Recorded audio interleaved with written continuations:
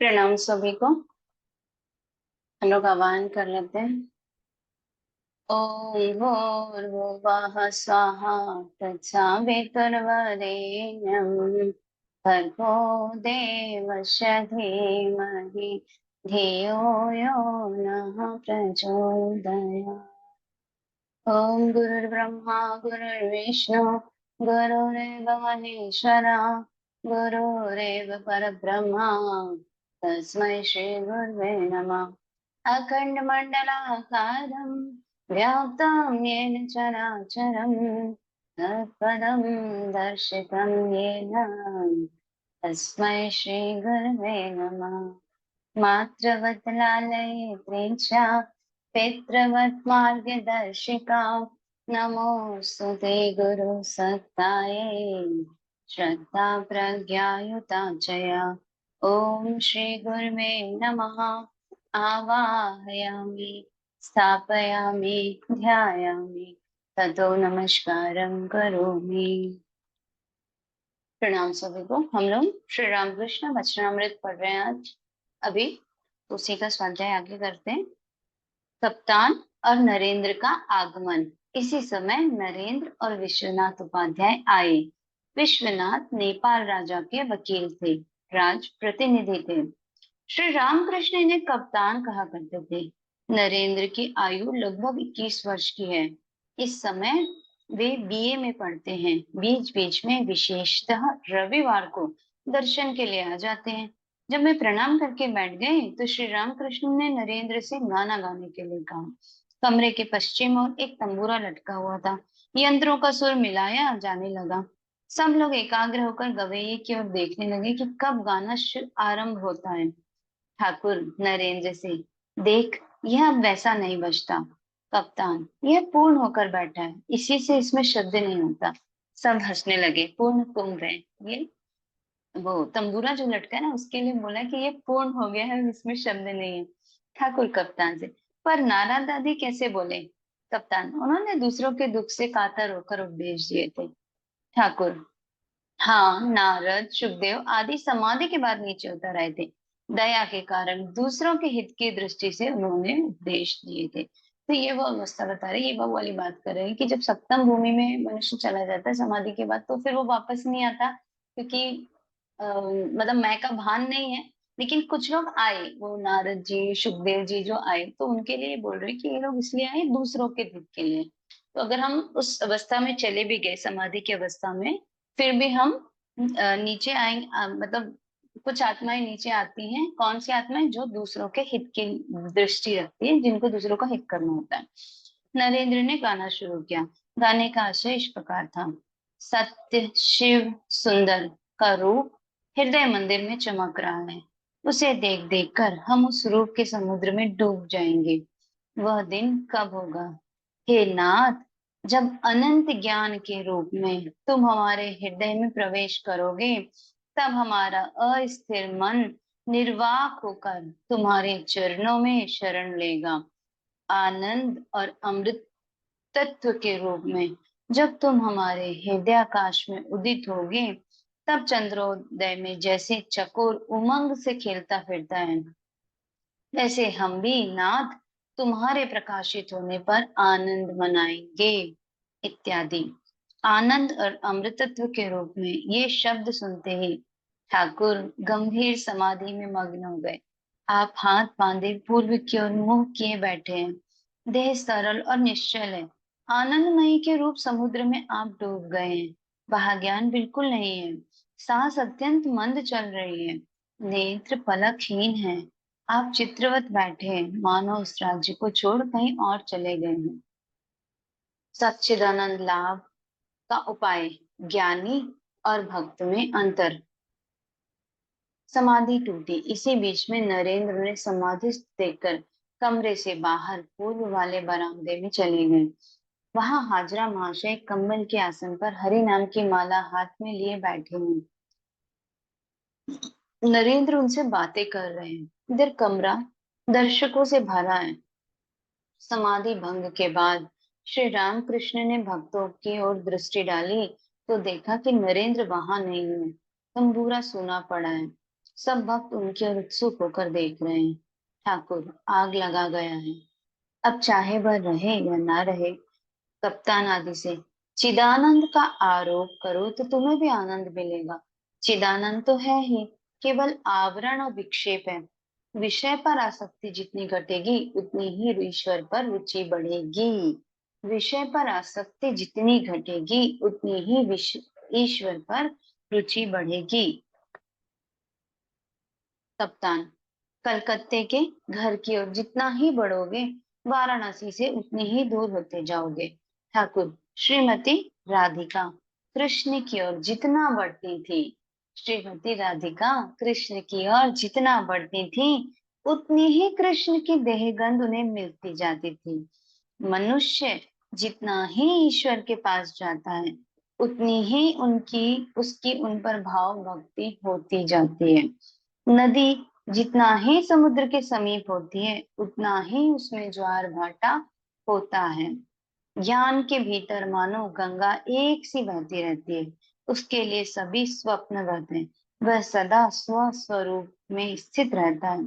पर भक्त की गंगा एक गति से नहीं बहती। भक्त कभी हंसता, कभी रोता है, कभी नाचता और कभी गाता है। भक्त ईश्वर के साथ विलास करना चाहता है। वह कभी तैरता है, कभी डूबता है और कभी फिर ऊपर आता है। जैसे बर्फ का टुकड़ा पानी में कभी ऊपर और कभी नीचे आता जाता रहता है। ब्रह्म और शक्ति अभिन्न है। ज्ञानी ब्रह्म को जानना चाहता है। भक्त के लिए भगवान सर्वशक्तिमान षडैश्वर्य पूर्ण भगवान है। परंतु वास्तव में ब्रह्म और शक्ति अभिन्न है। जो सच्चिदानंदमय है, वे ही सच्चिदानंदमय है। जैसे मणि और उसकी ज्योति।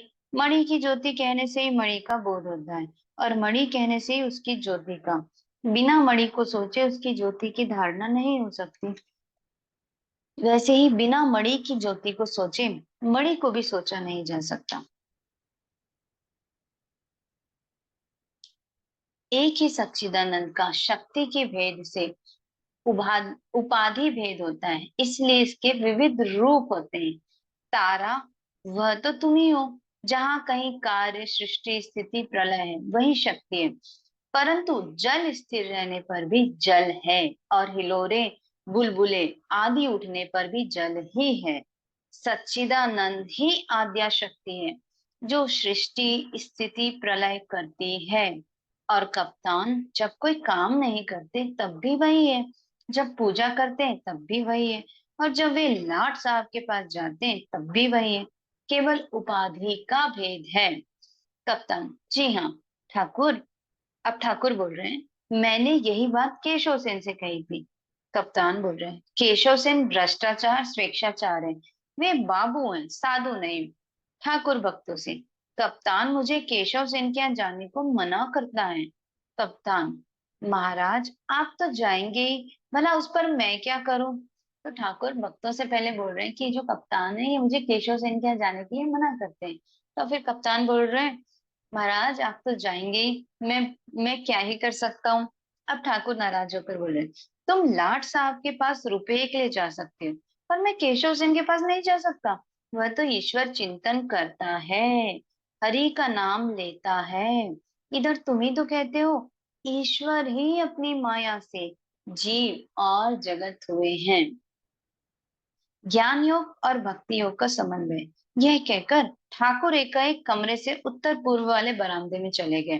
कप्तान और अन्य भक्त कमरे में ही बैठे उनकी प्रतीक्षा करने लगे। मास्टर भी उनके साथ बरामदे में आए। बरामदे में नरेंद्र हाजरा से बातें कर रहे हैं।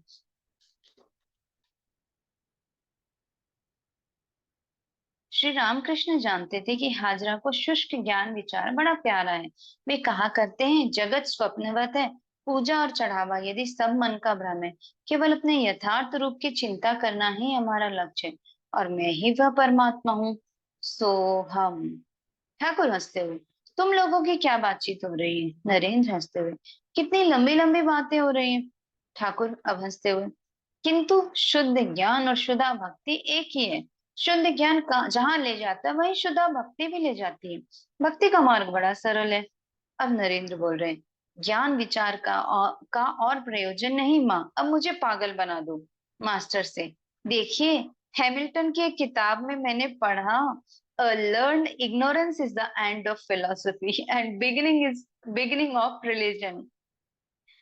श्री रामकृष्ण मास्टर से। इसका अर्थ क्या है? नरेंद्र, दर्शन शास्त्रों का पठन समाप्त होने पर मनुष्य पंडित मूर्ख बन बैठता है और धर्म धर्म करने लगता है। तब धर्म का आरंभ होता है। तो वही वाली बात है कि जब आपकी पढ़ाई हो जाएगी, दर्शन शास्त्र हो जाएगा, तब आप इतना ज्ञान तो आ जाएगा और मूर्ख मूर्ख हो जाओगे और धर्म धर्म करते रहोगे। लेकिन वहीं पर भक्ति का, धर्म का आरंभ होता है। ठाकुर हंसते हुए, थैंक यू, धन्यवाद धन्यवाद। ठाकुर इंग्लिश में बोला, ये थैंक यू। ये वो बात हो गई कि प्रेम ज्ञान की चरम पर जाके प्रेम भक्ति है, तो व्हाट एम आई जानने के बाद तुम्हें पता चलेगा यात्रा शुरू हुई। हाँ, क्या। वही है कि यात्रा अब शुरू हुई। अब ठाकुर भी हंसते हुए बोल रहे हैं, थैंक यू इंग्लिश में, फिर धन्यवाद धन्यवाद। सभी लोग हंसने लगते हैं। नरेंद्र के अनेक गुण। थोड़ी थोड़ी देर में संध्या होते से देखकर अधिकांश लोग अपने अपने घर लौटे। नरेंद्र ने भी विदा ली। दिन ढलने लगा, संध्या होने ही वाली है। देव स्थान में चारों ओर बत्तियां जलने का प्रबंध होने लगा। काली मंदिर और विष्णु मंदिर के पुजारी गंगा जी में अर्ध निमग्न होकर बाह शुद्धि कर रहे हैं। शीघ्र ही आरती करनी होगी तथा देवताओं को रात्रिकालीन नैवेद्य चढ़ाना होगा। दक्षिणेश्वर ग्राम के निवासी युवकगण बगीचे में टहलने आए हुए हैं। किसी के हाथ में छड़ी है तो कोई मित्रों के साथ घूम रहा है। वे लोग गंगा के किनारे पुष्टे पर टहल रहे हैं तथा पुष्पों की सुगंध से भरे निर्मल संध्या समीरण का आनंद लेते हुए श्रावण की गंगा के तरंगमय प्रवाह को देख रहे हैं।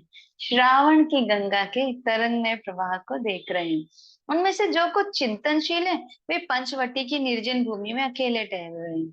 भगवान श्री रामकृष्ण भी पश्चिम वाले बरामदे से थोड़ी देर के लिए गंगा दर्शन करने लगे। संध्या हुई, नौकर बत्तियां जला गया।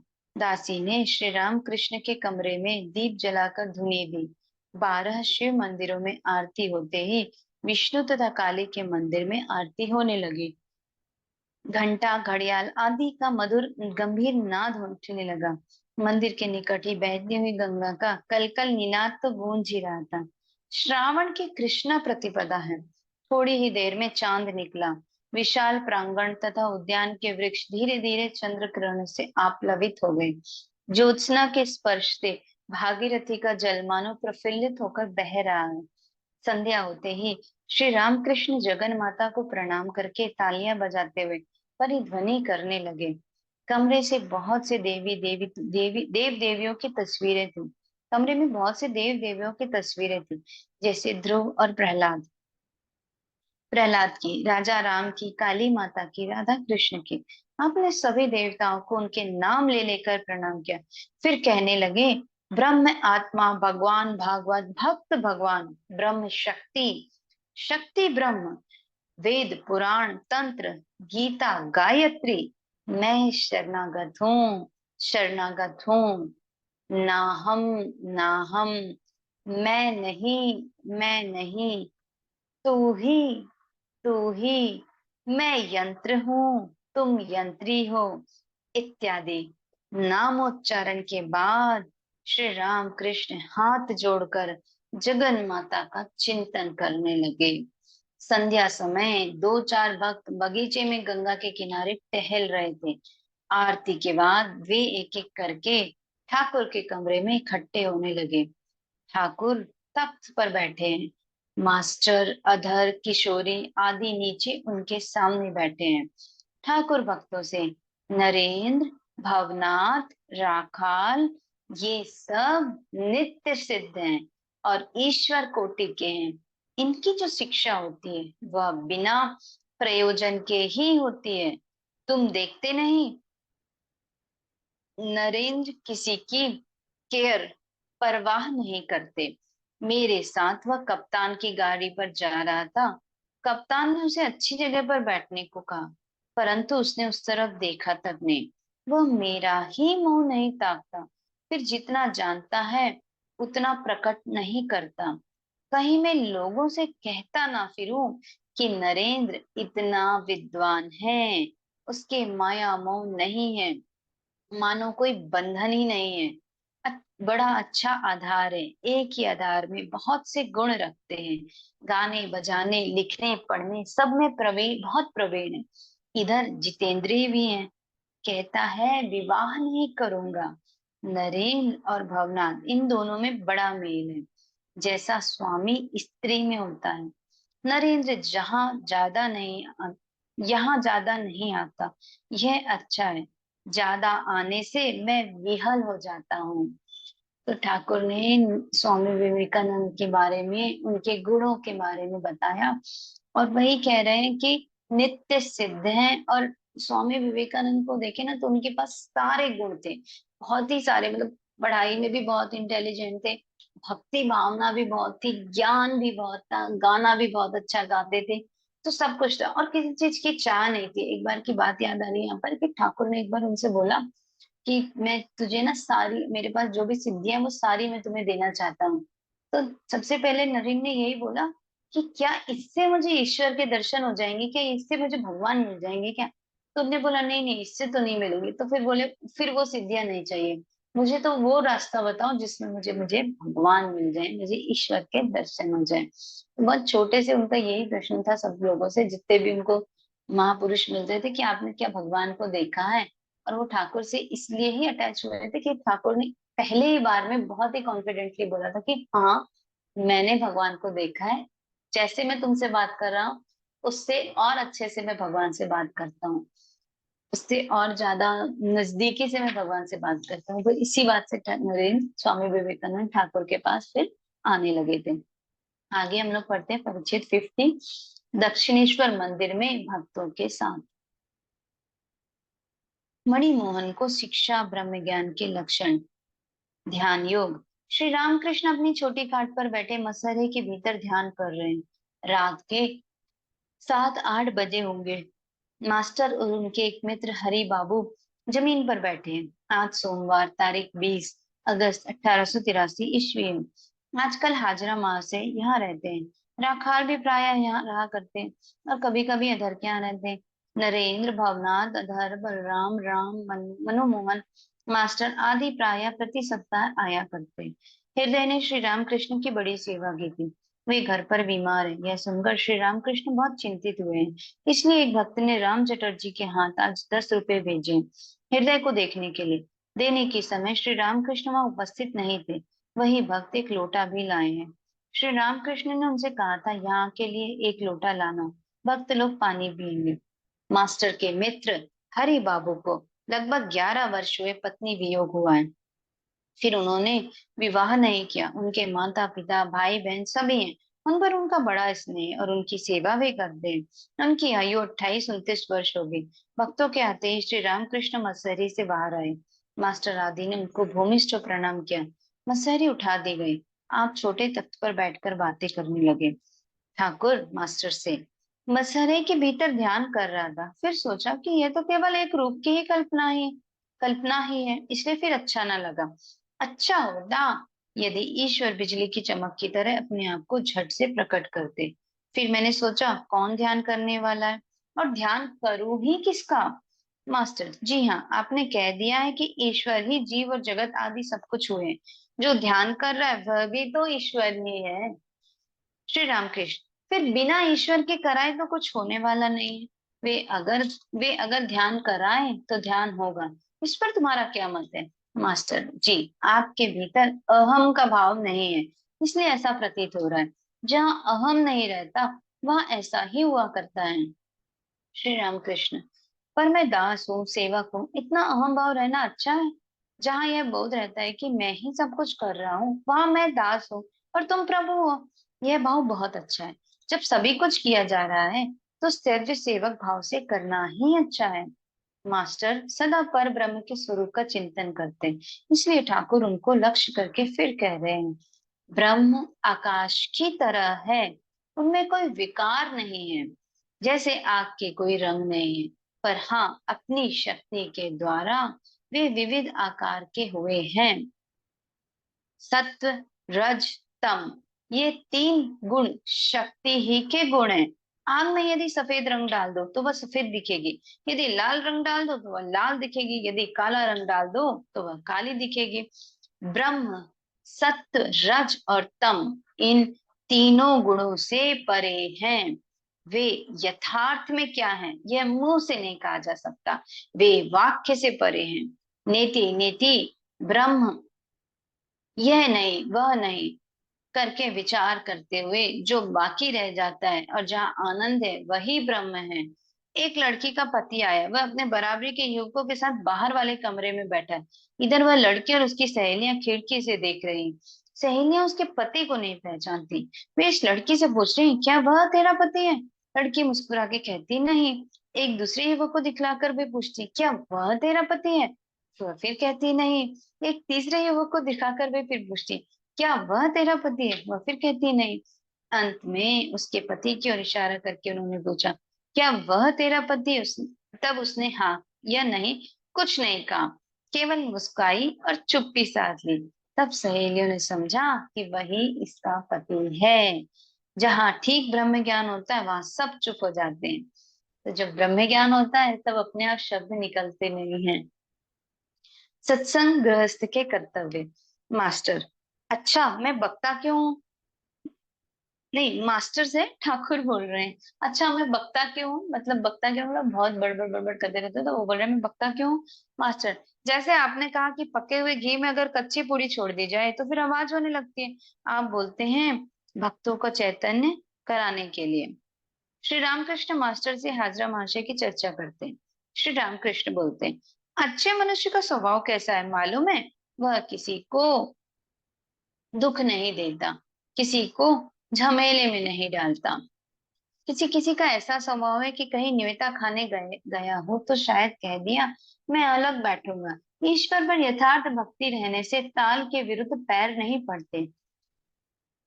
मनुष्य किसी को झूठ मूठ कष्ट नहीं देता। दुष्ट लोगों का संग करना अच्छा नहीं, उनसे अलग रहना पड़ता है, अपने को उनसे बचाकर चलना पड़ता है। मास्टर से तुम्हारा क्या मत है? मास्टर जी, दुष्टों के संग रहने से मन बहुत गिर जाता है। हाँ, जैसा आपने कहा, वीरों की बात दूसरी है। ठाकुर, कैसे? मास्टर, कम आग में थोड़ी सी लकड़ी डाल दो तो वह बुझ जाती है, पर धधकती हुई आग में केले का पेड़ भी झोंक देने से आग का कुछ नहीं बिगड़ता, वह पेड़ ही जलकर भस्म हो जाता है। श्री रामकृष्ण मास्टर के मित्र हरि बाबू की बात पूछ रहे हैं।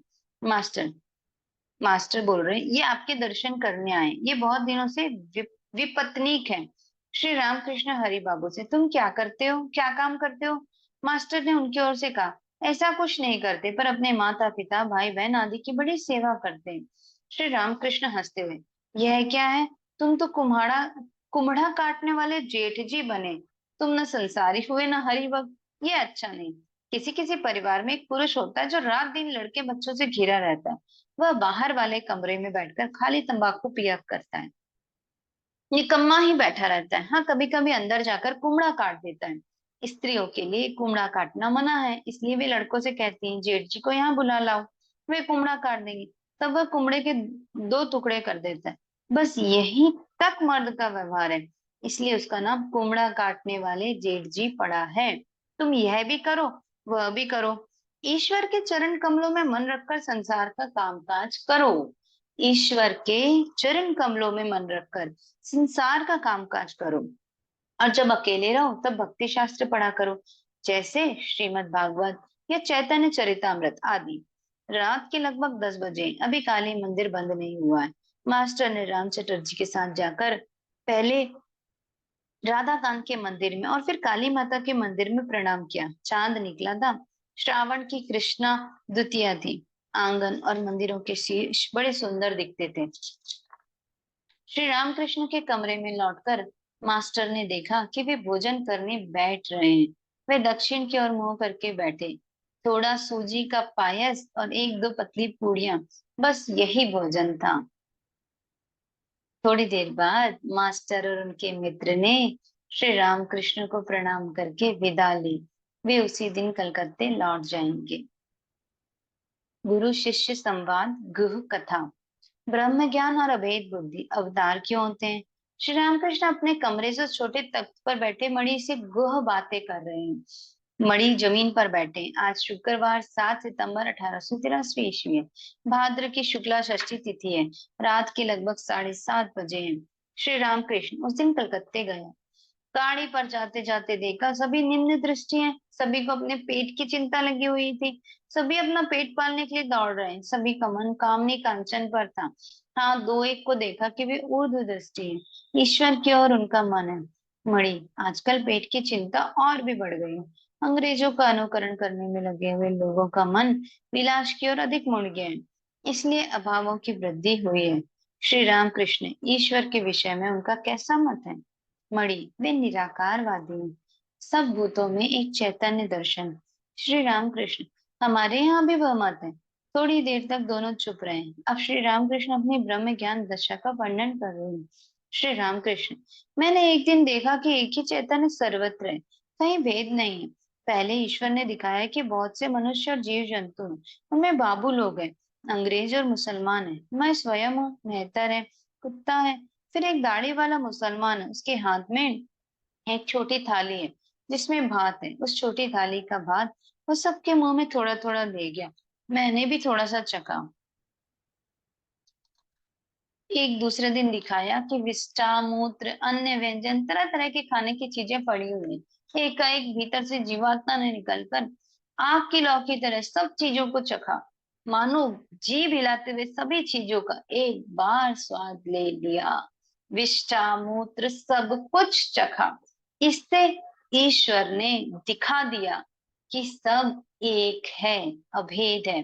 फिर एक बार दिखाया कि यहाँ के अनेक भक्त हैं, पार्षद, अपने जन। ज्यों ही आरती का शंख और घंटा बज उठता, मैं कोठे की छत पर चढ़कर व्याकुल हो चिल्लाकर कहता, अरे तुम लोग कौन, कहाँ हो? आओ, तुम्हें देखने के लिए मेरे प्राण छटपटा रहे हैं। अच्छा, मेरे इन दर्शनों के बारे में तुम्हें क्या मालूम होता है? मणि, आप ईश्वर के विलास का स्थान है। मैंने यही समझा है कि आप यंत्र हैं और वे यंत्री चलाने वाले हैं। दूसरों को उन्होंने मानो सांचे में ढलकर तैयार किया है, परंतु आपको स्वयं के हाथों से गढ़ा है। ठाकुर, अच्छा, हाजरा कहता है कि ईश्वर के दर्शन के बाद षडेश्वर मिलते हैं। मणि, जो शुद्धा भक्ति चाहते हैं वे ईश्वर के ऐश्वर्य की इच्छा नहीं करते। रामकृष्ण, श्री रामकृष्ण, शायद हाजरा पूर्व जन्म में गरीब था, इसलिए उसे ऐश्वर्य देखने की उतनी तीव्र इच्छा है। हाल में हाल में हाजरा ने कहा है कि मैं रसोईया ब्राह्मणों से बातचीत करता हूँ, फिर कहता हूँ मैं खजांची से कहकर तुम्हें वो सब चीजें दिला दूंगा। मणि हंसते हुए, फिर ठाकुर भी हंसते हुए, वह ये सब बातें कहता रहता और मैं चुप रह जाता हूँ। मणि, आप तो बहुत बार कह चुके हैं कि शुद्ध भक्त ऐश्वर्य देखना नहीं चाहता, वह ईश्वर को गोपाल रूप में देखना चाहता है। पहले ईश्वर चुंबक पत्थर और ईश्वर भक्त सुई होते हैं, फिर तो भक्त ही चुंबक पत्थर और ईश्वर सुई बन जाते हैं, अर्थात भक्त के पास ईश्वर छोटे हो जाते हैं। ठाकुर, जैसे ठीक उदय के समय का सूर्य अनायास ही देखा जा सकता है, वह आंखों को झुलसाता नहीं बल्कि उनको तृप्त कर देता है। भगवान के लिए, भक्त के लिए भगवान का भाव कोमल हो जाता है। वे अपना ऐश्वर्य छोड़ भक्तों के पास आ जाते हैं। गुरु भाव से ठाकुर अपने लिए मैं या हम शब्द का प्रयोग साधारण दशा में कदाचित करते थे। किसी और ढंग से वह भाव वे सूचित करते थे, जैसे मेरे पास ना रहकर यहाँ कहते थे, मेरा ना कहकर यहाँ का, अथवा अपना शरीर दिखाकर इसका कहते थे। हाँ, जगन माता के संतान भाव से वे मैं या हम शब्द का व्यवहार करते थे। भावावस्था में गुरु भाव के अर्थ में भी इन शब्दों का प्रयोग में करते थे। आगे पढ़ते हैं। फिर दोनों चुप रहे। मणि बोल रहे, मैं सोचता हूँ क्यों ये दर्शन सत्य नहीं होंगे? यदि ये मिथ्या हुए तो ये संसार और भी मिथ्या ठहरा, क्योंकि देखने का साधन मन तो एक ही है। फिर वे दर्शन शुद्ध मन से होते हैं और सांसारिक पदार्थ इसी अशुद्ध मन से देखे जाते हैं। ठाकुर, इस बार देखता हूँ कि तुम्हें खूब अनित्य का बोध हुआ है। अच्छा कहो, हाजरा कैसा है? मणि, वह है एक तरह का आदमी। फिर ठाकुर हंसने लगे। ठाकुर, अच्छा, मुझसे तथा किसी और से कुछ मिलता जुलता है? मणि, जी नहीं। श्री रामकृष्ण, किसी परमहंस से? मणि, जी नहीं, आपकी तुलना नहीं है। ठाकुर हंसते हुए, तुमने अनछीना पेड़ सुना है? मणि जी नहीं। ठाकुर, वह एक प्रकार का पेड़ जिसे कोई देखकर पहचान नहीं सकता। मणि जी, आपको भी पहचानना कठिन है, आपको जो जितना समझेगा वह उतना ही उन्नत होगा। मणि शांत होकर विचार कर रहे हैं। श्री रामकृष्ण ने जो उदय के समय का सूर्य, अनचिन्हा पेड़ आदि बातें कही, क्या यही अवतार के लक्षण है? क्या इसी का नाम नरलीला है? क्या श्री रामकृष्ण अवतार हैं? क्या इसीलिए वे पार्षदों को देखने के लिए व्याकुल होकर कोठी की छत पर चढ़कर पुकारते थे कि अरे तुम लोग कौन, कहाँ हो, आओ। ये ऐसी बात है कि जब ठाकुर ठाकुर की साधना पूरी हो गई थी, फिर वो माँ से बोलते थे, उनके पास लोग, भक्त लोग ऐसे आ जाते थे अपने दुख दर्द, संसारी दर्द लेके, तो वो बोलते थे कि मुझसे ना ये माँ, मतलब मेरा इसलिए जन्म तुमने नहीं कराया है। और मेरे जो शिष्य हैं उनको बुलाते थे, मतलब अपने जो शिष्य हैं उनको बुलाते थे, तो स्वामी विवेकानंद हो गए, राखाल हो गए, तो ये जितने भी शिवानंद जी हो गए, इन सबको, उनके जो छोला शिष्य हैं उनको वो बहुत ऊपर चढ़ के रो रो के पुकारते थे कि अब आ जाओ, अब मेरे पास समय भी कम है। और माँ ने मुझे इसलिए नहीं भेजा कि संसार के ये छोटे मोटे दुखों को कम करने के लिए, वो एक मतलब अपने 16 शिष्यों को प्रॉपर ट्रेनिंग देके उनको सिखाकर और फिर आगे जाना चाहते थे, तो इसलिए बहुत रोते थे ठाकुर। प्रणाम सभी को। आज यहीं तक पढ़ते हैं। आप में से अगर किसी के कोई क्वेश्चन हो या किसी को कुछ बोलना हो तो आप बोलिए, और फिर हम शांति पाठ कर लेंगे, तो रिकॉर्ड भी हो जाएगा वो प्रश्न उत्तर, अगर कुछ रहेगा तो।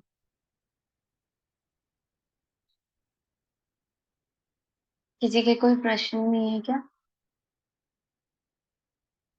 या किसी को कुछ बोलना हो, अपने भाव बोलना हो तो? नहीं तो फिर हम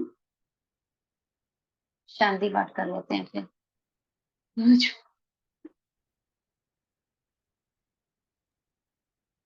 मौन बोला ना, मौन ठाकुर ने, बस वही है, हंसना है आज। क्या? ठाकुर ने आज मौन बोला ना, मौन हो जाते हैं, तो आज हंसना ही है बस, हंसते रहो। अरे यार, चलो हम शांति पाठ कर लेते हैं फिर। ओम असतो मा सद्गमय, तमसो मा ज्योतिर्गमय, मृत्युर्मा अमृतं गमय। ओम शांति शांति शांति। सर्वारिष्ट शांतिर्भवतु।